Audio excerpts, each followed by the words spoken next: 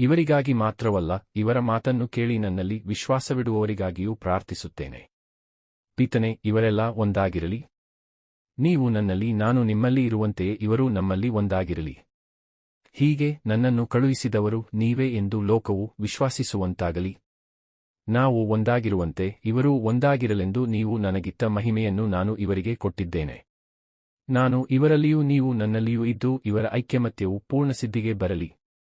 ಆಗ ನೀವೇ ನನ್ನನ್ನು ಕಳುಹಿಸಿರುವಿರಿ ಎಂದು ನನ್ನನ್ನು ಪ್ರೀತಿಸಿದಂತೆಯೇ ಇವರನ್ನು ನೀವು ಪ್ರೀತಿಸಿರುವಿರಿ ಎಂದು ಲೋಕಕ್ಕೆ ಮನವರಿಕೆಯಾಗುವುದು. ಪಿತನೇ, ಇವರನ್ನು ನೀವು ನನಗೆ ಕೊಟ್ಟಿರುವಿರಿ. ಜಗತ್ತು ಉಂಟಾಗುವ ಮೊದಲೇ ನೀವು ನನ್ನನ್ನು ಪ್ರೀತಿಸಿ ನನಗಿತ್ತ ಮಹಿಮೆಯನ್ನು ಇವರೂ ಕಾಣುವಂತೆ ನಾನಿದ್ದಲ್ಲಿ ಇವರೂ ಇರಬೇಕೆಂದು ಆಶಿಸುತ್ತೇನೆ. ನೀತಿಸ್ವರೂಪಿಯಾದ ಪಿತನೇ, ಲೋಕವು ನಿಮ್ಮನ್ನು ಅರಿತುಕೊಳ್ಳಲಿಲ್ಲ, ಆದರೆ ನಾನು ಅರಿತಿದ್ದೇನೆ. ನನ್ನನ್ನು ಕಳುಹಿಸಿದವರು ನೀವೆಂದು ಇವರು ತಿಳಿದುಕೊಂಡಿದ್ದಾರೆ.